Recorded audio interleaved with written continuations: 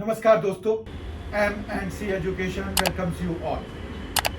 आज के इस वीडियो सेशन में हम क्लास 11th का टर्म 2 का एक चैप्टर लेने जा रहे हैं और एज हमारे पास इस बारी सारे वन शॉट वीडियोस ही बनाने का प्रोग्राम है, तो उसी के तहत जो है ये वन शॉट वीडियो होगा, वन शॉट सेशन होगा, जिसमें कि हम जो भी चैप्टर हम लेते हैं तो उस चैप्टर को पूरी तरह से वहीं पर समाप्त करते हैं। उसके जितने भी कंसेप्ट्स होते हैं वो सारे हम उसी सेशन में देख लेते हैं।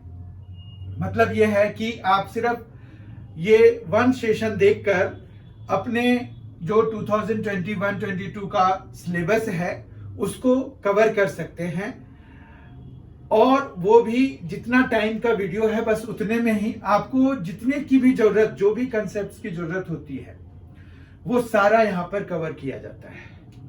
तो वो सिलेबस के अकॉर्डिंगली होता है।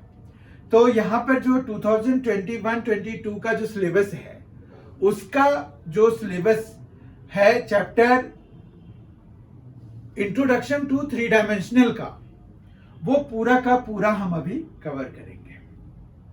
Introduction to three dimensional geometry, as आपको ये नेम सजेस्ट कर रहा होगा कि इट इज इंट्रोडक्टरी चैप्टर, जो कि आपको थ्री डायमेंशनल ज्योमेट्री क्या होते हैं वो आपको बताएंगे।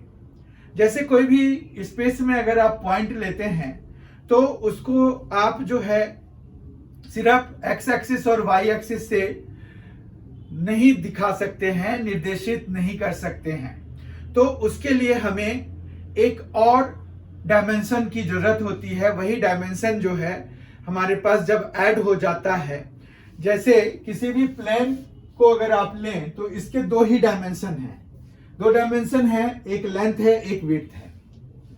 अगर उसमें हाइट भी हम ऐड कर दें तो हमारे पास तीन डायमेंशंस हो जाएंगे। ठीक है, तो थ्री डायमेंशन से हम किसी भी पॉइंट इन स्पेस को यूनिकली रिप्रेजेंट कर सकते हैं।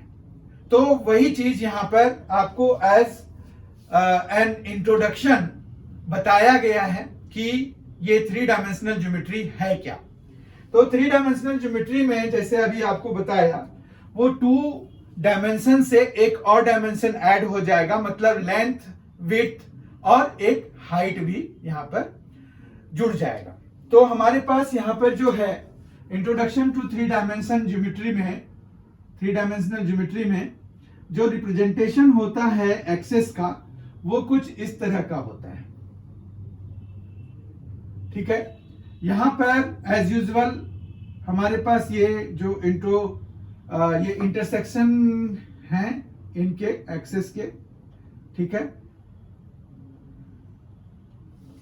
और फिर ये इधर को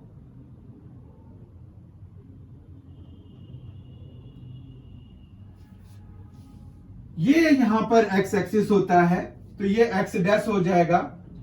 ये यहां पर वाई एक्सिस होता है तो ये वाई डैश हो जाएगा, क्योंकि यूजुअली हम नेगेटिव डायरेक्शन वाले एक्सिस को, नेगेटिव पार्ट वाले को हम डैश से या प्राइम कह लीजिए उससे रिप्रेजेंट करते हैं। और ये जो है जेड है तो ये जेड प्राइम या जेड डैश आप बोल लेते हैं, popularly known as, but Z dash ये होता नहीं है, इसको प्राइम कहते हैं। तो वो कोई नहीं, बोलचाल में तो हमारा हो जाता है ये। तो ये है एक्सिस का कुछ रिप्रेजेंटेशन। 8 ऑक्टेंट्स में बंटने के बाद जो है किसी भी कोऑर्डिनेट सिस्टम में यहां पर अब किस तरह का होगा वो आपको पता करना पड़ेगा। जैसे कि अगर हमारे पास फर्स्ट ऑक्टेंट में क्या क्या कोऑर्डिनेट्स बनेंगे, सेकंड में क्या बनेगा, थर्ड में क्या बनेगा, फोर्थ में क्या बनेगा, इसी तरह से 7th 8th में भी क्या बनेंगे।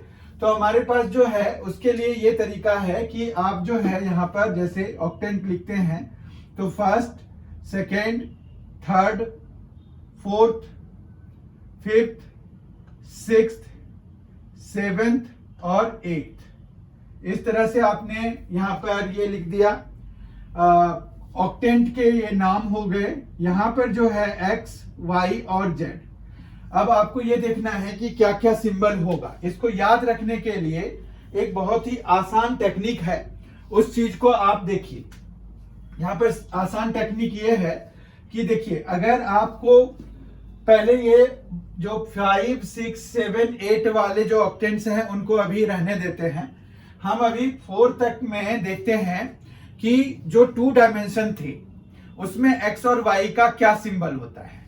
तो 2 डायमेंशन में x और y का सिंबल क्या होता है? फर्स्ट क्वाड्रेंट में दोनों प्लस होते हैं, सेकेंड में x माइनस होता है, y प्लस होता है, थर्ड क्वाड्रेंट में दोनों ही माइनस होते हैं, जबकि फोर्थ क्वाड्रेंट में x प्लस होता है और y माइनस होता है। यही होता है ना सेकेंड वो 2 डायमेंशन वाले जो प्लेन में हमारे पास x और y का साइन फर्स्ट क्वाड्रेंट में दोनों पॉजिटिव, सेकेंड में माइनस प्लस, थर्ड में माइनस माइनस, मतलब दोनों ही नेगेटिव हो जाते हैं, और फोर्थ में x पॉजिटिव रहता है जबकि y नेगेटिव हो जाता है। ठीक है, अब इसी चीज को आप एक बारी और रिपीट कर दीजिए।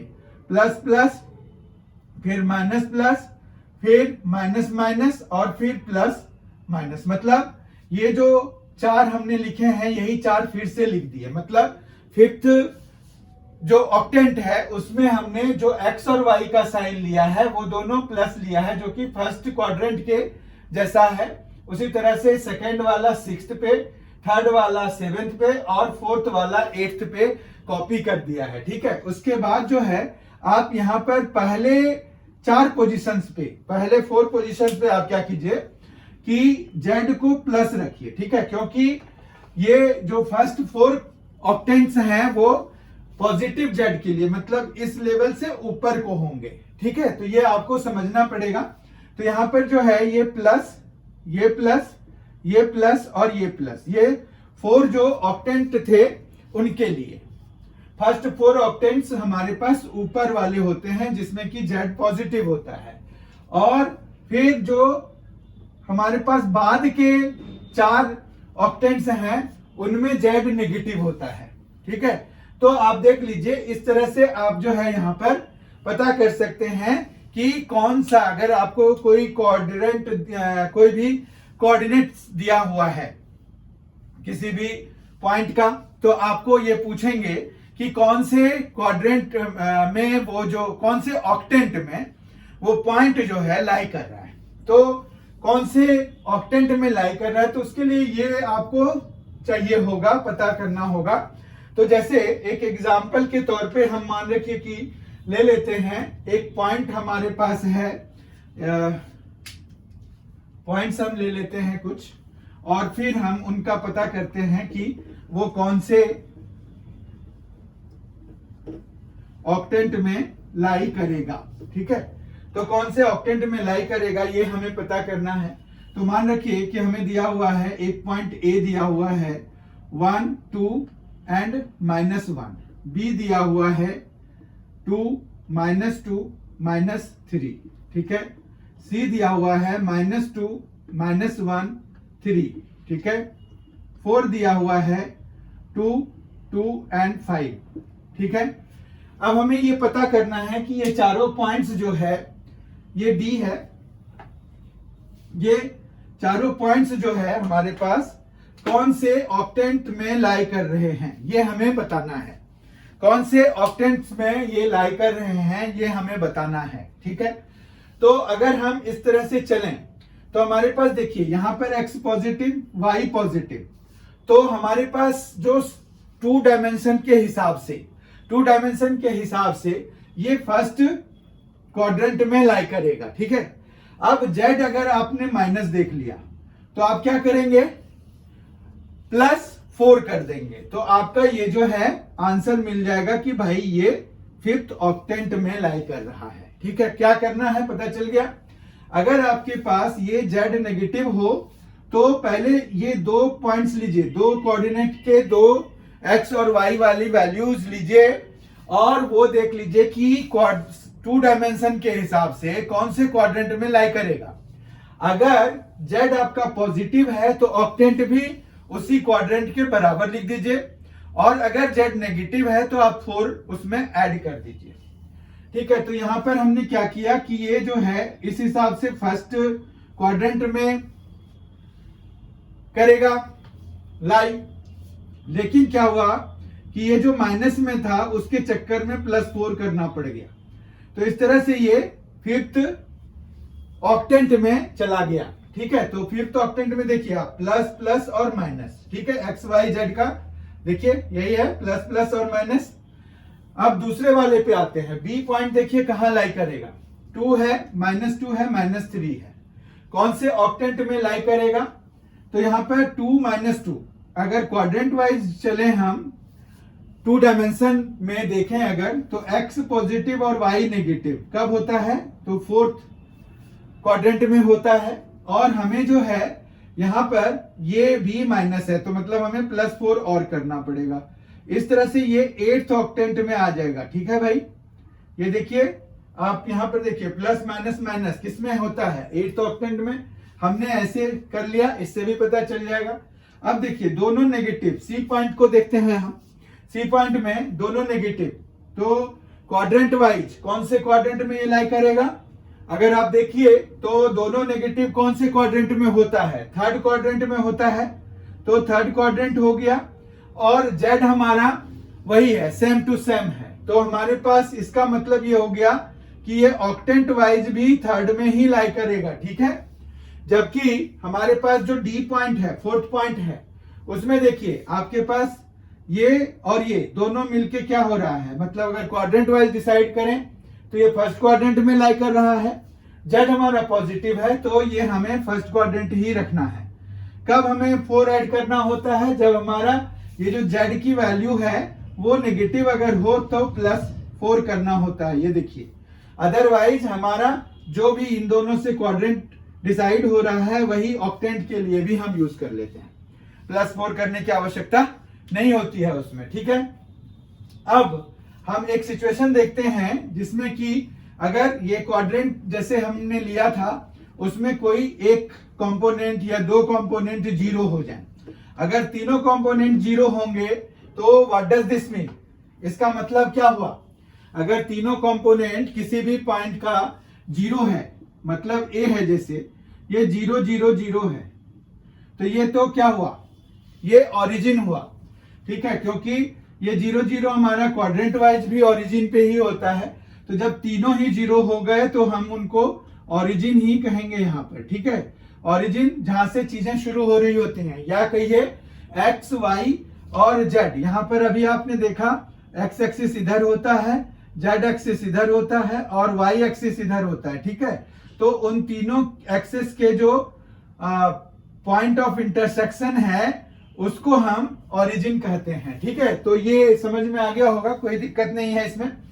फिर हम आ जाते हैं कि अगर हमारे पास ये तीनों जीरोस हो गए तो हमने देख लिया कि वो ओरिजिन है, पर अगर हमारे पास तीनों जीरोस नहीं है, कोई एक या 2 जीरोस हैं, तो हमारे पास क्या होगा, जैसे एक सिचुएशन लेते हैं, हमारे पास -2 है, 0 और 0 है।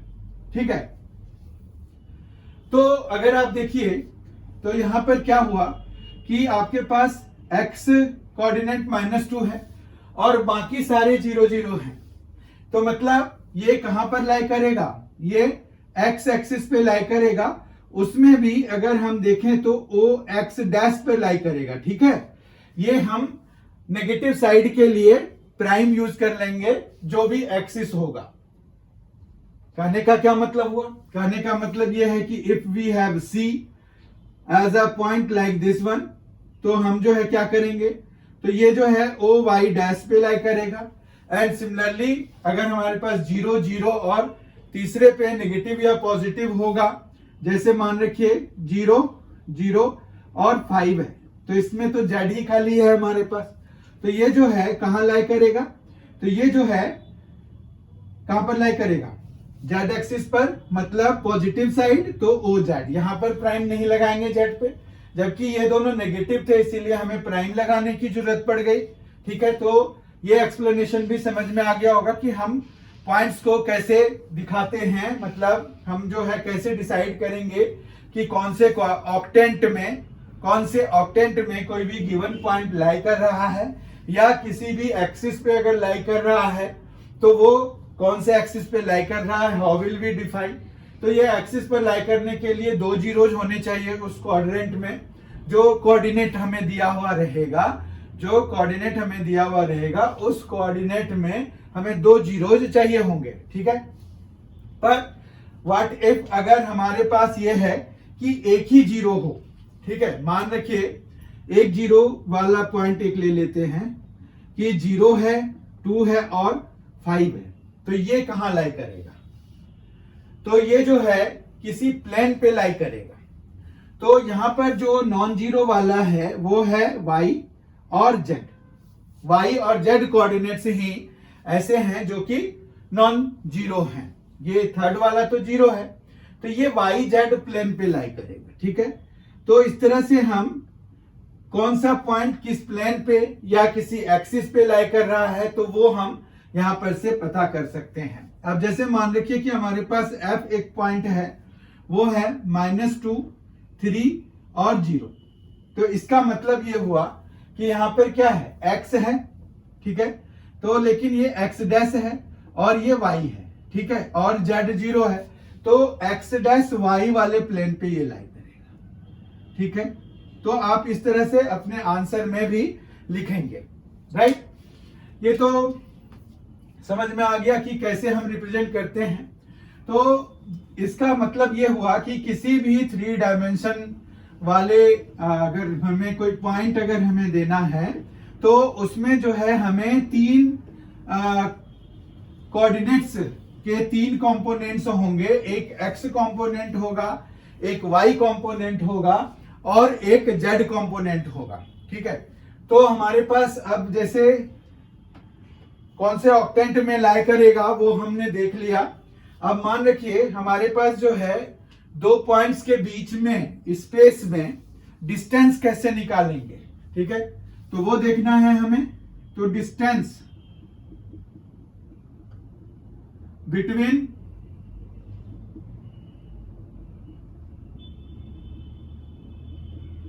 टू पॉइंट्स,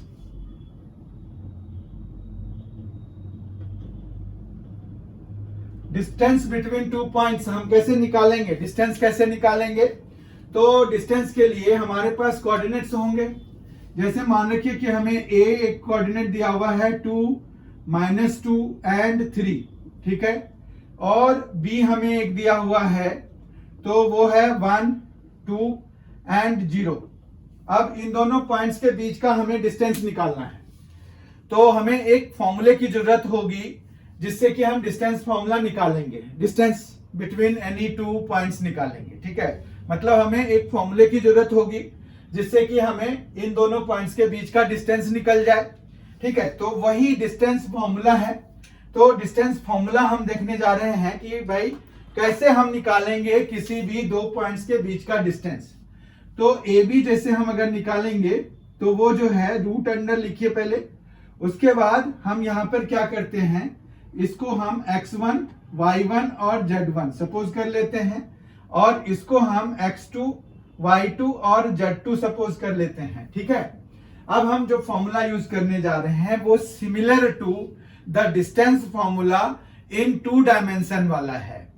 2 डायमेंशन में याद कीजिए क्या होता था फॉर्मूला, वो होता था x2 minus x1 whole square plus y2 minus y1 whole square plus यहां पर एक और आ जाएगा। अगर आप यहां तक ही रुक जाते हैं तो ये 2 डायमेंशन का फॉर्मूला बन गया प्लस से पहले पहले, ठीक है, रूट अंडर के साथ। पर जो अगर हम और आगे बढ़ेंगे क्योंकि हमें थर्ड जो वैल्यू है, थर्ड कंपोनेंट जो है पॉइंट का, जो कोऑर्डिनेट्स का थर्ड कंपोनेंट है z कंपोनेंट, उनको भी हमें अकोमोडेट कराना है, तभी जाके हमें एग्जैक्ट आंसर मिलेगा, ठीक है। तो ये आ जाएगा z2 minus z1 whole square, right. अब जो है यहां पर अगर आप देखिए, अब आप आराम से इनको फॉर्मूले को लगा सकते हैं। x2 is 1 minus 2 whole square फिर प्लस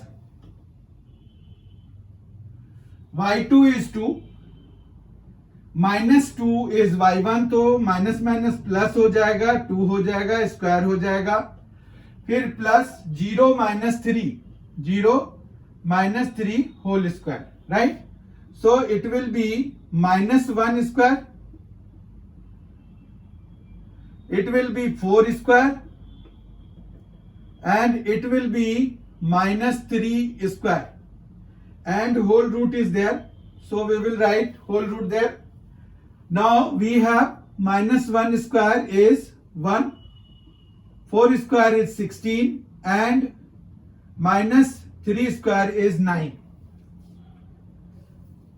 क्योंकि स्क्वायर में सारे नेगेटिव भी पॉजिटिव हो जाते हैं, मतलब जो भी आउटकम हमें मिलता है वो पॉजिटिव ही मिलता है।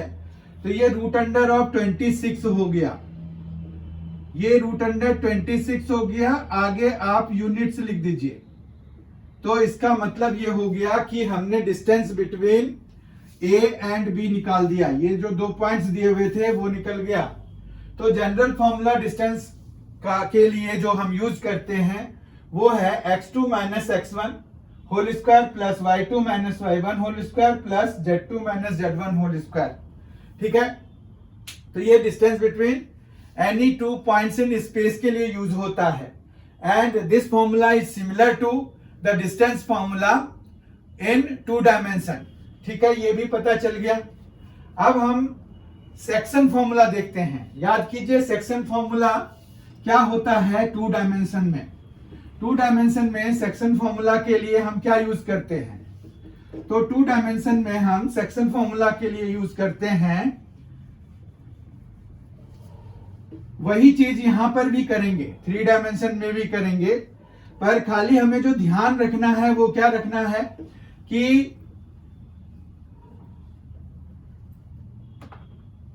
जो हमें जेड कंपोनेंट आएगा कोऑर्डिनेट्स का, तो उसको भी हमें अकोमोडेट कराना है।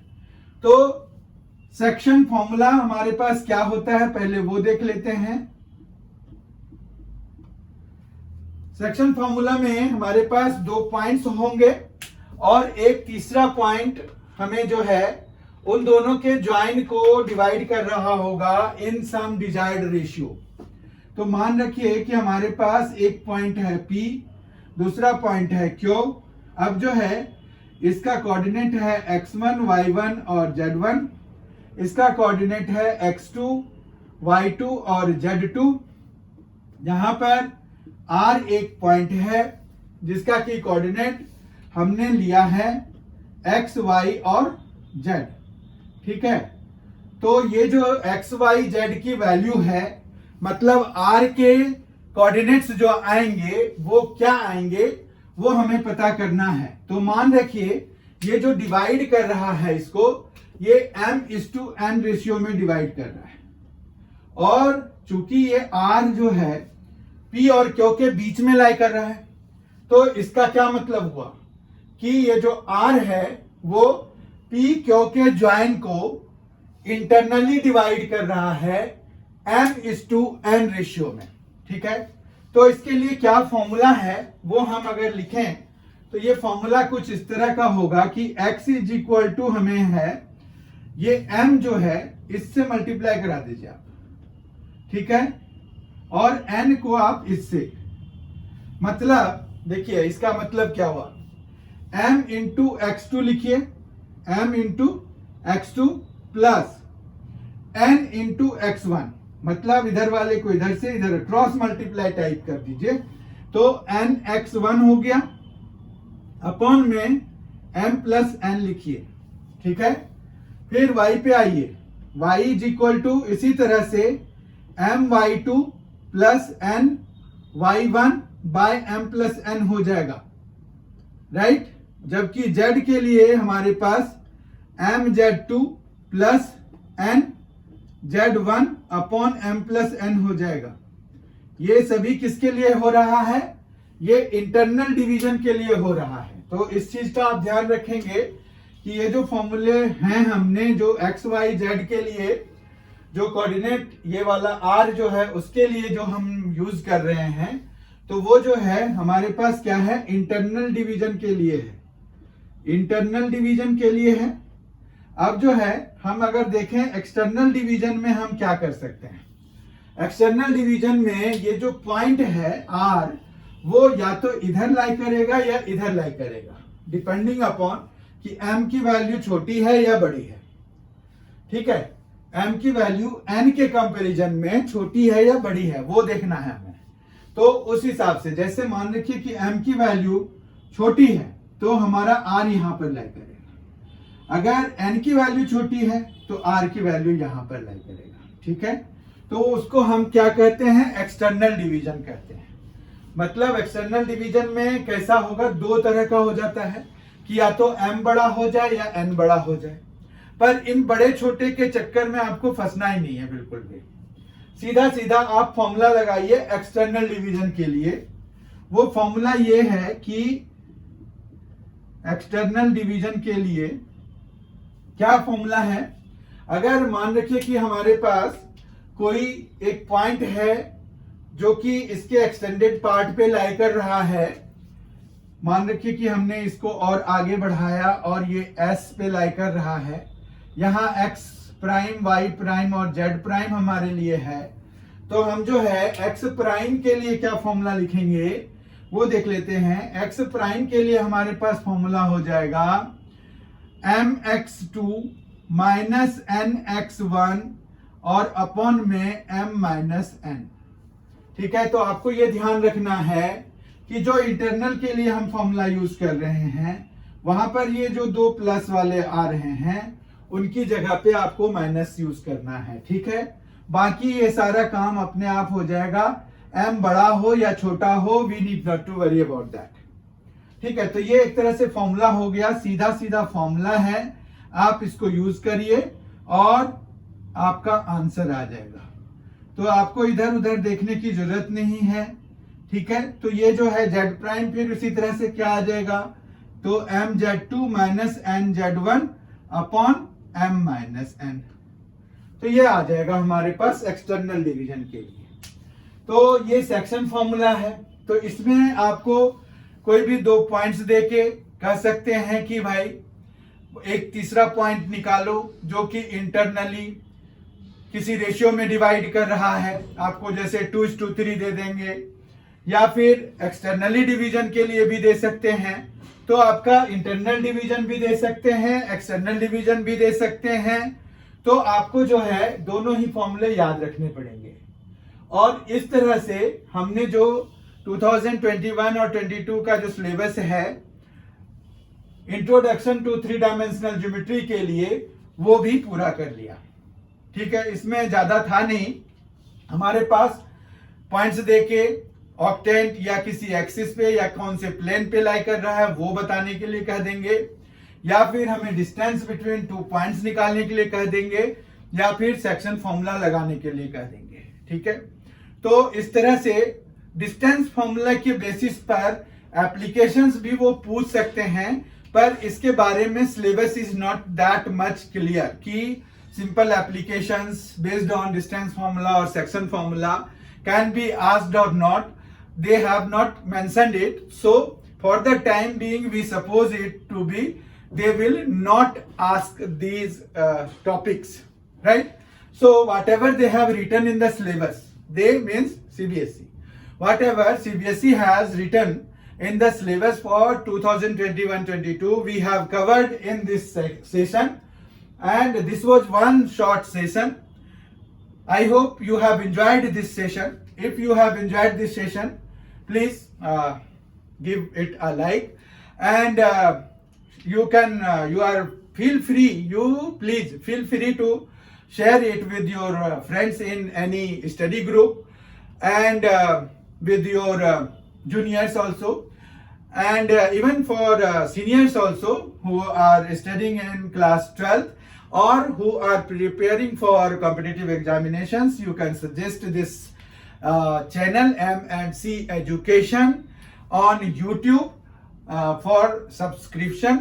That means you please convey them the message that M&C Education is providing this type of material there. For competitive examinations also we have so many materials on quantitative aptitude, and for reasoning we have, and for reasoning we have all the types of reasoning sections like verbal, non-verbal, logical. All these are being covered there, and for that we are uploading videos very frequently. So they need not to worry about those,